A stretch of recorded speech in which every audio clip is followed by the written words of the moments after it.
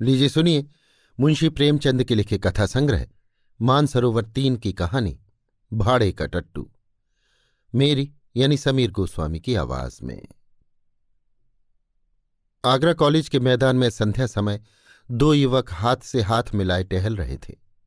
एक का नाम यशवंत था, दूसरे का रमेश। यशवंत डील डॉल का ऊंचा और बलिष्ठ था। उसके मुख पर संयम और स्वास्थ्य की कांति झलकती थी। रमेश छोटे कद और इकहरे बदन का तेजहीन और दुर्बल आदमी था। दोनों में किसी विषय पर बहस हो रही थी। यशवंत ने कहा, मैं आत्मा के आगे धन का कुछ मूल्य नहीं समझता। रमेश बोला, बड़ी खुशी की बात है। यशवंत, हां देख लेना, तुम ताना मार रहे हो, लेकिन मैं दिखला दूंगा कि धन को कितना तुच्छ समझता हूं। रमेश, खैर दिखला देना, मैं तो धन को तुच्छ नहीं समझता। धन के लिए आज 15 वर्ष से किताबें चाट रहा हूं। धन के लिए माँ बाप, भाई बंद सबसे अलग यहां पड़ा हूं। न जाने अभी कितनी सलामियां देनी पड़ेंगी, कितनी खुशामद करनी पड़ेगी। क्या इसमें आत्मा का पतन न होगा? मैं तो इतने ऊंचे आदर्श का पालन नहीं कर सकता। यहां तो अगर किसी मुकदमे में अच्छी रिश्वत पा जाए तो शायद छोड़ न सके। क्या तुम छोड़ दोगे? यशवंत, मैं उसकी ओर आंख उठाकर भी न देखूंगा, और मुझे विश्वास है कि तुम जितने नीच बनते हो उतने नहीं हो। रमेश, मैं उससे कहीं नीच हूं जितना कहता हूं। यशवंत, मुझे तो यकीन नहीं आता कि स्वार्थ के लिए तुम किसी को नुकसान पहुंचा सकोगे। रमेश, भाई संसार में आदर्श का निर्वाह केवल सन्यासी ही कर सकता है, मैं तो नहीं कर सकता। मैं तो समझता हूं कि अगर तुम्हें धक्का देकर तुमसे बाजी जीत सकूं तो तुम्हें जरूर गिरा दूंगा, और बुरा न मानो तो कह दूं तुम भी मुझे जरूर गिरा दोगे। स्वार्थ का त्याग करना कठिन है। यशवंत, तो मैं कहूंगा कि तुम भाड़े की टट्टू हो। रमेश, और मैं कहूंगा तुम काठ के उल्लू हो। यशवंत और रमेश साथ साथ स्कूल में दाखिल हुए और साथ ही साथ उपाधियां लेकर कॉलेज से निकले। यशवंत कुछ मंदबुद्धि पर बला का मेहनती था। जिस काम को हाथ में लेता उससे चिपट जाता और उसे पूरा करके ही छोड़ता। रमेश तेज था पर आलसी। घंटे भर भी जमकर बैठना उसके लिए मुश्किल था। एमए तक तो वो आगे रहा और यशवंत पीछे। मेहनत बुद्धि बल से परास्त होती रही, लेकिन सिविल सर्विस में पासा पलट गया। यशवंत सब धंधे छोड़कर किताबों पर पिल पड़ा। घूमना फिरना, सैर सपाटा, सर्कस, थिएटर, यार दोस्त सबसे मुंह मोड़कर अपने एकांत कुटीर में जा बैठा। रमेश दोस्तों के साथ गपशप उड़ाता क्रिकेट खेलता रहा। कभी कभी मनोरंजन के तौर पर किताबें देख लेता। कदाचित उसे विश्वास था कि अब की भी मेरी तेजी बाजी ले जाएगी। अक्सर जाकर यशवंत को दिक करता, उसकी किताब बंद कर देता, कहता, क्यों प्राण दे रहे हो? सिविल सर्विस कोई मुक्ति तो नहीं है जिसके लिए दुनिया से नाता तोड़ लिया जाए। यहां तक कि यशवंत उसे आते देखता तो किवाड़े बंद कर लेता। आखिर परीक्षा का दिन आ पहुंचा। यशवंत ने सब कुछ याद किया था, पर किसी प्रश्न का उत्तर सोचने लगता तो उसे मालूम होता मैंने जितना पढ़ा था सब भूल गया। वो बहुत घबराया हुआ था। रमेश पहले से कुछ सोचने का आदी न था। सोचता जब पर्चा सामने आवेगा उस वक्त देखा जाएगा। वो आत्मविश्वास से फूला फूला फिरता था। परीक्षा का फल निकला तो सुस्त कछुआ तेज खरगोश से बाजी मार ले गया। अब रमेश की आंखें खुलीं, पर वो हताश न हुआ। योग्य आदमी के लिए यश और धन की कमी नहीं, ये उसका विश्वास था। उसने कानून की परीक्षा की तैयारी शुरू की, और यद्यपि उसमें उसने बहुत ज्यादा मेहनत न की, लेकिन अव्वल दर्जे में पास हुआ। यशवंत ने उसकी बधाई का तार भेजा। वो अब एक जिले का अफसर हो गया था। 10 साल गुजर गए। यशवंत दिलो जान से काम करता था और उसके अफसर उससे बहुत प्रसन्न थे। पर अफसर जितने प्रसन्न थे, मातहत उतने ही अप्रसन्न रहते थे। वो खुद जितनी मेहनत करता था, मातहतों से भी उतनी ही मेहनत लेना चाहता था। खुद जितना बेलौस था, मातहतों को भी उतना ही बेलौस बनाना चाहता था। ऐसे आदमी बड़े कारगुजार समझे जाते हैं। यशवंत की कारगुजारी का अफसरों पर सिक्का जमता जाता था। 5 वर्षों में ही वो जिले का जज बना दिया गया। रमेश इतना भाग्यशाली न था। वो जिस इजलास में वकालत करने जाता वहीं असफल रहता। हाकिम को नियत समय पर आने में देर हो जाती तो वो खुद भी चल देता और फिर बुलाने से भी ना आता। कहता, अगर हाकिम वक्त की पाबंदी नहीं करता तो मैं क्यों करूं? मुझे क्या गरज पड़ी है कि घंटों उनके इजलास पर खड़ा उनकी राह देखा करूं? बहस इतनी निर्भीकता से करता कि खुशामद के आदि हुक्काम की निगाहों में उसकी निर्भीकता गुस्ताखी मालूम होती। सहनशीलता उसे छू नहीं गई थी। हाकिम हो या दूसरे पक्ष का वकील, जो उसके मुंह लगता उसी की खबर लेता था। यहां तक कि एक बार वो जिला जज ही से लड़ बैठा। फल ये हुआ कि उसकी सनद छीन ली गई, किंतु मुवक्किलों के हृदय में उसका सम्मान ज्यों का त्यों रहा। तब उसने आगरा कॉलेज में शिक्षक का पद प्राप्त कर लिया, किंतु यहां भी दुर्भाग्य ने साथ न छोड़ा। प्रिंसिपल से पहले ही दिन खटपट हो गई।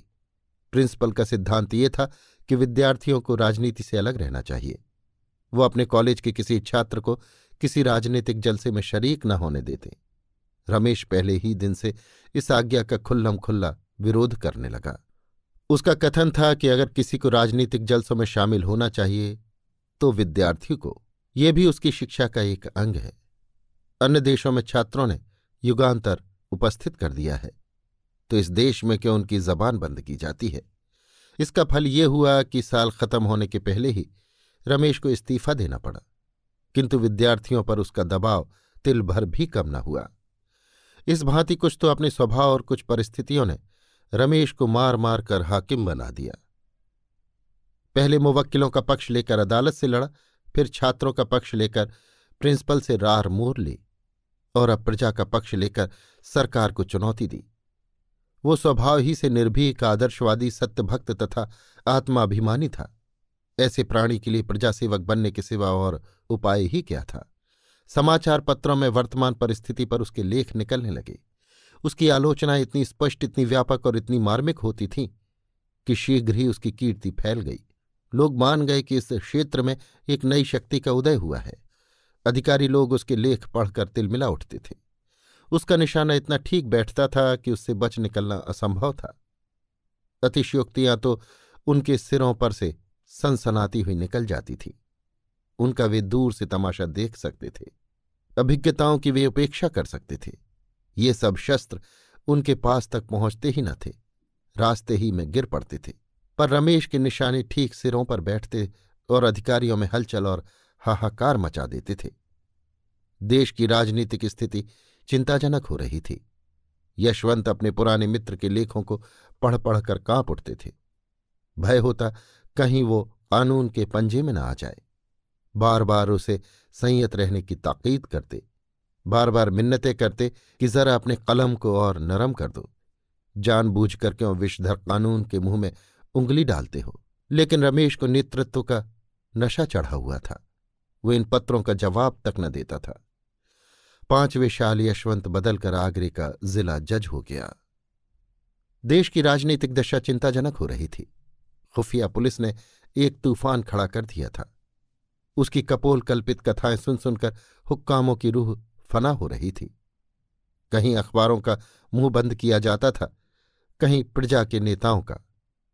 खुफिया पुलिस ने अपना उल्लू सीधा करने के लिए हुक्कामों के कुछ इस तरह कान भरे कि उन्हें हर एक स्वतंत्र विचार रखने वाला आदमी खूनी और कातिल नजर आता था। रमेश ये अंधेर देखकर चुप रहने वाला मनुष्य न था। ज्यों ज्यों अधिकारियों की निरंकुशता बढ़ती थी, त्यों त्यों उसका भी जोश बढ़ता जाता था। रोज कहीं न कहीं व्याख्यान देता और उसके प्रायः सभी व्याख्यान विद्रोहात्मक भावों से भरे होते थे। स्पष्ट और खरी बातें कहना ही विद्रोह है। अगर किसी का राजनीतिक भाषण विद्रोहात्मक नहीं माना गया तो समझ लो उसने अपने आंतरिक भावों को गुप्त रखा है। उसके दिल में जो कुछ है उसे जबान पर लाने का साहस उसमें नहीं है। रमेश ने मनोभावों को गुप्त रखना सीखा ही न था। प्रजा का नेता बनकर जेल और फांसी से डरना क्या, जो आफत आनी हो आवे। वो सब कुछ सहने को तैयार बैठा था। अधिकारियों की आंखों में भी वही सबसे ज्यादा गड़ा हुआ था। एक दिन यशवंत ने रमेश को अपने यहां बुला भेजा। रमेश के जी में तो आया कि कह दे, तुम्हें आते क्या शर्म आती है, आखिर हो तो गुलाम ही। लेकिन फिर कुछ सोचकर कहला भेजा, कल शाम को आऊंगा। दूसरे दिन वो ठीक 6 बजे यशवंत के बंगले पर जा पहुंचा। उसने किसी से इसका जिक्र न किया। कुछ तो ये ख्याल था कि लोग कहेंगे मैं अफसरों की खुशामद करता हूं, और कुछ ये कि शायद इससे यशवंत को कोई हानि पहुंचे। वो यशवंत के बंगले पर पहुंचा तो चिराग जल उठे थे। यशवंत ने आकर उसे गले लगा लिया। आधी रात तक दोनों मित्रों में खूब बातें होती रहीं। यशवंत ने इतने दिनों में नौकरी के जो अनुभव प्राप्त किए थे सब बयान किए। रमेश को ये जानकर आश्चर्य हुआ कि यशवंत के राजनीतिक विचार कितने विषयों में मेरे विचारों से भी ज्यादा स्वतंत्र हैं। उसका ये ख्याल बिल्कुल गलत निकला कि वो बिल्कुल बदल गया होगा, वफादारी की राग अलापता होगा। रमेश ने कहा, भले आदमी, जब इतना जले हुए हो तो छोड़ क्यों नहीं देते नौकरी? और कुछ न सही, अपनी आत्मा की रक्षा तो कर सकोगे। यशवंत, मेरी चिंता पीछे करना, इस समय अपनी चिंता करो। मैंने तुम्हें सावधान करने को बुलाया है। इस वक्त सरकार की नजर में तुम बेतरह खटक रहे हो। मुझे भय है कि तुम कहीं पकड़े न जाओ। रमेश, इसके लिए तो तैयार बैठा हूं।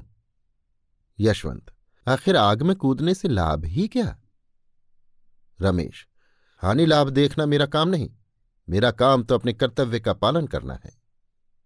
यशवंत, हठी तो तुम सदा के हो, मगर मौका नाजुक है। संभले रहना ही अच्छा है। अगर मैं देखता कि जनता में वास्तविक जागृति है तो तुमसे पहले मैदान में आता, पर जब देखता हूं कि अपने ही मरे स्वर्ग देखना है तो आगे कदम रखने की हिम्मत नहीं पड़ती। दोनों दोस्तों ने देर तक बातें की। कॉलेज के दिन याद आए। सहपाठियों के लिए कॉलेज की पुरानी स्मृतियां मनोरंजन और हास्य का अविरल स्रोत हुआ करती हैं। अध्यापकों पर आलोचनाएं हुईं। कौन कौन साथी क्या कर रहा है इसकी चर्चा हुई। बिल्कुल यही मालूम होता था कि दोनों अब भी कॉलेज के छात्र हैं। गंभीरता नाम को भी न थी। रात ज्यादा हो गई। भोजन करते करते 1 बज गया। यशवंत ने कहा, अब कहाँ जाओगे? यहीं सो रहो और बातें हो। तुम तो कभी आते भी नहीं। रमेश तो रमते जोगी थे ही। खाना खाकर बातें करते करते सो गए। नींद खुली तो 9 बज गए थे। यशवंत सामने खड़े मुस्कुरा रहे थे। इसी रात को आगरे में भयंकर डाका पड़ गया। रमेश 10 बजे घर पहुंचे तो देखा पुलिस ने उनका मकान घेर रखा है। इन्हें देखते ही अफसर ने वारंट दिखाया। तुरंत घर की तलाशी होने लगी। मालूम नहीं क्यों कर रमेश के मेज की दराज में एक पिस्तौल निकल आया। फिर क्या था, हाथों में हथकड़ी पड़ गई। अब किसे उनके डाके में शरीक होने से इनकार हो सकता था? और भी कितने ही आदमियों पर आफत आई। सभी प्रमुख नेता चुन लिए गए। मुकदमा चलने लगा। औरों की बात तो ईश्वर जाने, पर रमेश निरपराध था। इसका उसके पास ऐसा प्रबल प्रमाण था जिसकी सत्यता से किसी को इनकार न हो सकता था। पर क्या वो इस प्रमाण का उपयोग कर सकता था? रमेश ने सोचा, यशवंत स्वयं मेरे वकील द्वारा सफाई के गवाहों में अपना नाम लिखाने का प्रस्ताव करेगा। मुझे निर्दोष जानते हुए वो कभी मुझे जेल न जाने देगा। वो इतना हृदय शून्य नहीं है। लेकिन दिन गुजरते जाते थे और यशवंत की ओर से इस प्रकार का कोई प्रस्ताव न होता था, और रमेश खुद संकोचवश उसका नाम लिखाते हुए डरते थे। न जाने इसमें उसे क्या बाधा हो। अपनी रक्षा के लिए वो उसे संकट में न डालना चाहते थे। यशवंत हृदय शून्य न थे, भावशून्य न थे, लेकिन कर्म शून्य अवश्य थे। उन्हें अपने परम मित्र को निर्दोष मारे जाते देखकर दुख होता था। कभी कभी रो पड़ते थे, पर इतना साहस न होता था कि सफाई देकर उसे छुड़ा लें। न जाने अफसरों को क्या ख्याल हो, कहीं ये न समझने लगें कि मैं भी षड्यंत्रकारियों से सहानुभूति रखता हूं। मेरा भी उनके साथ कुछ संपर्क है। ये मेरे हिंदुस्तानी होने का दंड है। जानकर जहर निगलना पड़ रहा है। पुलिस ने अफसरों पर इतना आतंक जमा दिया है कि चाहे मेरी शहादत से रमेश छूट भी जाए, खुल्लम खुल्ला मुझ पर अविश्वास न किया जाए, पर दिलों से ये संदेह क्यों कर दूर होगा कि मैंने केवल एक स्वदेश बंधु को छुड़ाने के लिए झूठी गवाही दी। और बंधु भी कौन, जिस पर राजविद्रोह का अभियोग है। इसी विचार में 1 महीना गुजर गया। उधर मजिस्ट्रेट ने ये मुकदमा यशवंत ही के इजलास में भेज दिया। डाके में कई खून हो गए थे और मजिस्ट्रेट को उतनी कड़ी सजाएं देने का अधिकार न था जितनी उसके विचार में दी जानी चाहिए थी। यशवंत अब बड़े संकट में पड़ा। उसने छुट्टी लेनी चाहिए, लेकिन मंजूर न हुई। सिविल सर्जन अंग्रेज था, इस वजह से उसकी सनद लेने की हिम्मत न पड़ी। बला सिर पर आ पड़ी थी और उससे बचने का कोई उपाय न सूझता था। भाग्य की कुटिल क्रीड़ा देखिए। साथ खेले और साथ पढ़े हुए दो मित्र एक दूसरे के सम्मुख खड़े थे। केवल एक कटघरे का अंतर था, पर एक की जान दूसरे की मुट्ठी में थी। दोनों की आंखें कभी चार न होती, दोनों सिर नीचा किए रहते थे। यद्यपि यशवंत न्याय के पद पर था और रमेश मुलजिम, लेकिन यथार्थ में दशा इसकी प्रतिकूल थी। यशवंत की आत्मा लज्जा, ग्लानि और मानसिक पीड़ा से तड़पती थी और रमेश का मुख निर्दोषता के प्रकाश से चमकता रहता था। दोनों मित्रों में कितना अंतर था! एक कितना उदार था, दूसरा कितना स्वार्थी। रमेश चाहता तो भरी अदालत में उस रात की बात कह देता, लेकिन यशवंत जानता था रमेश फांसी से बचने के लिए भी उस प्रमाण का आश्रय न लेगा जिसे मैं गुप्त रखना चाहता हूं। जब तक मुकदमे की पेशियां होती रहीं तब तक यशवंत को असह्य मर्म वेदना होती रही। उसकी आत्मा और स्वार्थ में नित्य संग्राम होता रहता था, पर फैसले के दिन तो उसकी वही दशा हो रही थी जो किसी खून के अपराधी की हो। इजलास पर जाने की हिम्मत न पड़ती थी। वो 3 बजे कचहरी पहुंचा। मुलजिम अपना भाग्य निर्णय सुनने को तैयार खड़े थे। रमेश भी आज रोज से ज्यादा उदास था। उसके जीवन संग्राम में वो अवसर आ गया था जब उसका सिर तलवार की धार के नीचे होगा। अब तक भय सूक्ष्म रूप में था, आज उसने स्थूल रूप धारण कर लिया था। यशवंत ने दृढ़ स्वर में फैसला सुनाया। जब उसके मुख से ये शब्द निकले कि रमेश चंद्र को 7 वर्ष कठिन कारावास, तो उसका गला रुंध गया। उसने तजवीज मेज पर रख दी। कुर्सी पर बैठकर पसीना पोंछने के बहाने आंखों में उमड़े हुए आंसुओं को पोंछा। इसके आगे तजवीज उससे न पढ़ी गई। रमेश जेल से निकलकर पक्का क्रांतिवादी बन गया। जेल की अंधेरी कोठरी में दिन भर के कठिन परिश्रम के बाद वो दोनों के उपकार और सुधार के मंसूबे बांधा करता। सोचता, मनुष्य क्यों पाप करता है? इसीलिए ना कि संसार में इतनी विषमता है। कोई तो विशाल भवनों में रहता है और किसी को पेड़ की छाह भी मयस्सर नहीं। कोई रेशम और रत्नों से मढ़ा हुआ है, किसी को फटा वस्त्र भी नहीं। ऐसे न्याय विहीन संसार में यदि चोरी, हत्या और अधर्म है तो ये किसका दोष है? वो एक ऐसी समिति खोलने का स्वप्न देखा करता जिसका काम संसार से इस विषमता को मिटा देना हो। संसार सबके लिए है और उसमें सबको सुख भोगने का समान अधिकार है। न डाका डाका है, न चोरी चोरी। धनी अगर अपना धन खुशी से नहीं बांट देता तो उसकी इच्छा के विरुद्ध बांट लेने में क्या पाप? धनी उसे पाप कहता है तो कहे। उसका बनाया हुआ कानून अगर दंड देना चाहता है तो दे। हमारी अदालत भी अलग होगी। उसके सामने वे सभी मनुष्य अपराधी होंगे जिनके पास जरूरत से ज्यादा सुख भोग की सामग्रियां हैं। हम भी उन्हें दंड देंगे, हम भी उनसे कड़ी मेहनत लेंगे। जेल से निकलते ही उसने इस सामाजिक क्रांति की घोषणा कर दी। गुप्त सभाएं बनने लगीं, शस्त्र जमा किए जाने लगे और थोड़े ही दिनों में डाकों का बाजार गर्म हो गया। पुलिस ने उनका पता लगाना शुरू किया। उधर क्रांतिकारियों ने पुलिस पर भी हाथ साफ करना शुरू किया। उनकी शक्ति दिन दिन बढ़ने लगी। काम इतनी चतुराई से होता था कि किसी को अपराधियों का कुछ सुराख न मिलता था। रमेश कहीं गरीबों के लिए दवाखाने खोलता, कहीं बैंक। डाके के रुपयों से उसने इलाके खरीदना शुरू किया। जहां कोई इलाका नीलाम होता वो उसे खरीद लेता। थोड़े ही दिनों में उसके अधीन एक बड़ी जायदाद हो गई। इसका नफा गरीबों ही के उपकार में खर्च होता था। तो रहिए कि सभी जानते थे ये रमेश की करामात है, पर किसी को मुंह खोलने की हिम्मत न होती थी। सभ्य समाज की दृष्टि में रमेश से ज्यादा घृणित और कोई प्राणी संसार में न था। लोग उसका नाम सुनकर कानों पर हाथ रख लेते थे। शायद उसे प्यासों मरता देखकर कोई एक बूंद पानी भी उसके मुंह में न डालता, लेकिन किसी की मजाल न थी कि उस पर आक्षेप कर सके। इस तरह कई साल गुजर गए। सरकार ने डाकुओं का पता लगाने के लिए बड़े बड़े इनाम रखे। यूरोप से गुप्त पुलिस के सिद्धहस्त आदमियों को बुलाकर इस काम पर नियुक्त किया, लेकिन गजब के डकैत थे जिनकी हिकमत के आगे किसी की कुछ न चलती थी। पर रमेश खुद अपने सिद्धांतों का पालन न कर सका। ज्यों-ज्यों दिन गुजरते थे उसे अनुभव होता था कि मेरे अनुयायियों में असंतोष बढ़ता जाता है। उनमें भी जो ज्यादा चतुर और साहसी थे वे दूसरों पर रौब जमाते और लूट के माल में बराबर हिस्सा न देते थे। यहां तक कि रमेश से कुछ लोग जलने लगे। वो अब राजसी ठाठ से रहता था। लोग कहते, उसे हमारी कमाइयों उड़ाने का क्या अधिकार है। नतीजा ये हुआ कि आपस में फूट पड़ गई। रात का वक्त था, काली घटा छाई हुई थी। आज डाक गाड़ी में डाका पड़ने वाला था।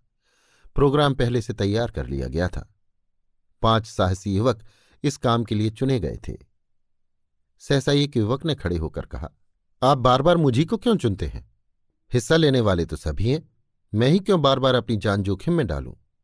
रमेश ने दृढ़ता से कहा, इसका निश्चय करना मेरा काम है कि कौन कहां भेजा जाए। तुम्हारा काम केवल मेरी आज्ञा का पालन है। युवक, अगर मुझसे काम ज्यादा लिया जाता है तो हिस्सा क्यों नहीं ज्यादा दिया जाता?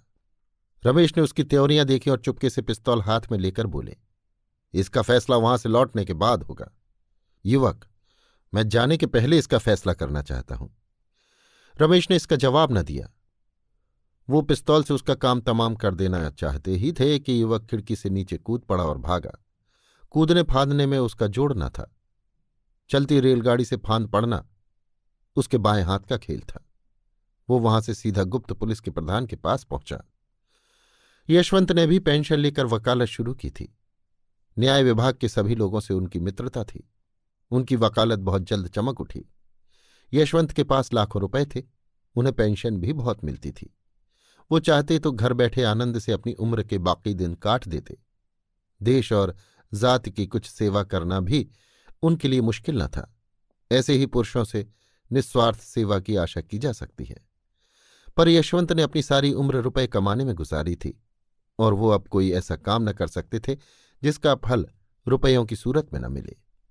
यों तो सारा सभ्य समाज रमेश से घृणा करता था, लेकिन यशवंत सबसे बढ़ा हुआ था। कहता, अगर कभी रमेश पर मुकदमा चलेगा तो मैं बिना फीस लिए सरकार की तरफ से पैरवी करूंगा। खुल्लम खुल्ला रमेश पर छींटे उड़ाया करता। ये आदमी नहीं, शैतान है, राक्षस है। ऐसे आदमी का तो मुंह न देखना चाहिए। उफ, इसके हाथों कितने भले घरों का सर्वनाश हो गया। कितने भले आदमियों के प्राण गए, कितनी स्त्रियां विधवा हो गईं, कितने बालक अनाथ हो गए। आदमी नहीं, पिशाच है। मेरा वश चले तो इसे गोली मार दूं, जीता चुनवा दूं। सारे शहर में शोर मचा हुआ था। रमेश बाबू पकड़ गए। बात सच्ची थी। रमेश सचमुच पकड़ गया था।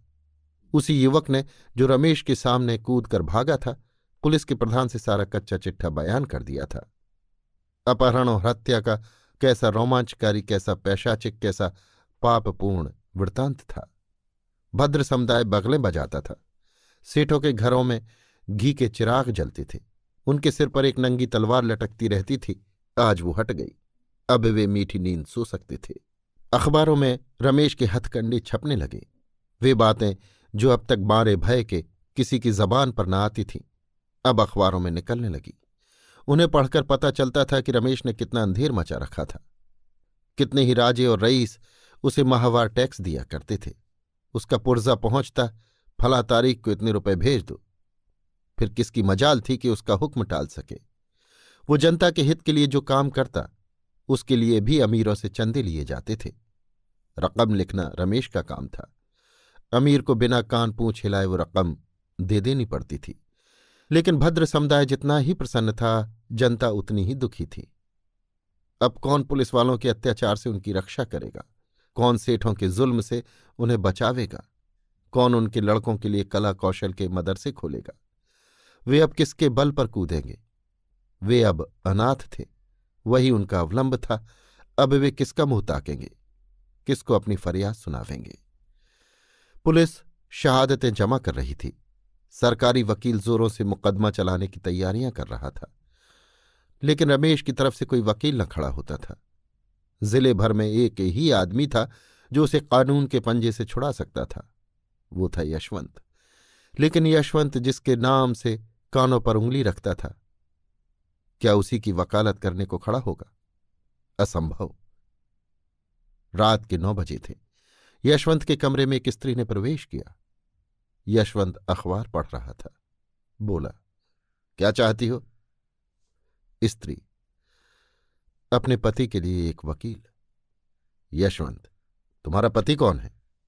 स्त्री, वही जो आपके साथ पढ़ता था और जिस पर डाके का झूठा अभियोग चलाया जाने वाला है। यशवंत ने चौंक कर पूछा, तुम रमेश की स्त्री हो? स्त्री, हां। यशवंत, मैं उनकी वकालत नहीं कर सकता। स्त्री, आपको अख्तियार है। आप अपने जिले के आदमी हैं और मेरे पति के मित्र भी रह चुके हैं, इसलिए सोचा था क्यों बाहर वालों को बुलाऊं, मगर अब इलाहाबाद या कलकत्ते से ही किसी को बुलाऊंगी। यशवंत, मेहनताना दे सकोगे? स्त्री ने अभिमान के साथ कहा, बड़े से बड़े वकील का मेहनताना क्या होता है? यशवंत, 3,000 रुपये रोज। स्त्री, बस आप इस मुकदमे को ले लें, मैं आपको 3,000 रुपये रोज दूंगी। यशवंत, 3,000 रुपये रोज? स्त्री, हां, और यदि आपने उन्हें छुड़ा लिया तो 50,000 रुपये आपको इनाम के तौर पर और दूंगी। यशवंत के मुंह में पानी भर आया। अगर मुकदमा 2 महीने भी चला तो कम से कम 1 लाख रुपए सीधे हो जाएंगे, पुरस्कार ऊपर से। पूरे 2 लाख की गोटी है। इतना धन तो जिंदगी भर में भी न जमा कर पाए थे, मगर दुनिया क्या कहेगी? अपनी आत्मा भी तो नहीं गवाही देती। ऐसे आदमी को कानून के पंजे से बचाना असंख्य प्राणियों की हत्या करना है। लेकिन गोटी 2 लाख की है। कुछ रमेश के फंस जाने से इस जत्थे का अंत तो हुआ नहीं जाता। उसके चेले चापड़ तो रहेंगे ही, शायद वे अब और भी उपद्रव मचावें। फिर मैं 2 लाख की गोटी क्यों जाने दूं? लेकिन मुझे कहीं मुंह दिखाने की जगह न रहेगी। ना सही, जिसका जी चाहे खुश हो, जिसका जी चाहे नाराज। ये 2 लाख तो नहीं छोड़े जाते। कुछ मैं किसी का गला तो नहीं दबाता, चोरी तो नहीं करता। अपराधियों की रक्षा करना तो मेरा काम ही है। सहसा स्त्री ने पूछा, आप क्या जवाब देते हैं? यशवंत, मैं कल जवाब दूंगा, जरा सोच लो। स्त्री, नहीं, मुझे इतनी फुर्सत नहीं है। अगर आपको कुछ उलझन हो तो साफ साफ कह दीजिए, मैं और प्रबंध करूं। यशवंत को और विचार करने का अवसर न मिला। जल्दी का फैसला स्वार्थ ही की ओर झुकता है, यहां हानि की संभावना नहीं रहती। यशवंत, आप कुछ रुपए पेशगी दे सकती हैं? स्त्री, रुपयों की मुझसे बार बार चर्चा न कीजिए। उनकी जान के सामने रुपयों की हस्ती क्या है? आप जितनी रकम चाहें मुझसे ले लें। आप चाहे उन्हें छुड़ा न सकें, लेकिन सरकार के दांत जरूर खट्टे कर दें। यशवंत, खैर मैं ही वकील हो जाऊंगा। कुछ पुरानी दोस्ती का निर्वाह भी तो करना चाहिए। पुलिस ने एड़ी चोटी का जोर लगाया, सैकड़ों शहादतें पेश की। मुखबिर ने तो पूरी गाथा ही सुना दी, लेकिन यशवंत ने कुछ ऐसी दलीलें की, शहादतों को कुछ इस तरह झूठा सिद्ध किया और मुखबिर की कुछ ऐसी खबर ली कि रमेश बेदाग छूट गए। उन पर कोई अपराध न सिद्ध हो सका। यशवंत जैसे संयत और विचारशील वकील का उनके पक्ष में खड़े हो जाना ही इसका प्रमाण था कि सरकार ने गलती की। संध्या का समय था। रमेश के द्वार पर शामियाना तना हुआ था। गरीबों को भोजन कराया जा रहा था। मित्रों की दावत हो रही थी। ये रमेश के छूटने का उत्सव था। यशवंत को चारों ओर से धन्यवाद मिल रहे थे। रमेश को बधाइयां दी जा रही थीं। यशवंत बार बार रमेश से बोलना चाहता था, लेकिन रमेश उसकी ओर से मुंह फेर लेते थे। अब तक उन दोनों में एक बात भी न हुई थी। आखिर यशवंत ने एक बार झुंझलाकर कहा, तुम तो मुझसे इस तरह ऐठे हुए हो मानो मैंने तुम्हारे साथ कोई बुराई की है। रमेश, और आप क्या समझते हैं कि मेरे साथ भलाई की है? पहले आपने मेरे इस लोक का सर्वनाश किया था, अब की परलोक का किया। पहले न्याय किया होता तो मेरी जिंदगी सुधर जाती, और अब जेल जाने देते तो आकबत बन जाती। यशवंत, ये तो ना कहोगे कि मुझे इस मामले में कितने साहस से काम लेना पड़ा? रमेश, आपने साहस से काम नहीं लिया, स्वार्थ से काम लिया। आप अपने स्वार्थ के भक्त हैं। मैं तो आपको भाड़े का टट्टू समझता हूं। मैंने अपने जीवन का बहुत दुरुपयोग किया, लेकिन उसे आपके जीवन से बदलने को किसी दशा में भी तैयार नहीं हूं। आप मुझसे धन्यवाद की आशा न रखें। अभी आप सुन रहे थे मुंशी प्रेमचंद के लिखे कथा संग्रह मानसरोवर 3 की कहानी भाड़े का टट्टू, मेरी यानी समीर गोस्वामी की आवाज में।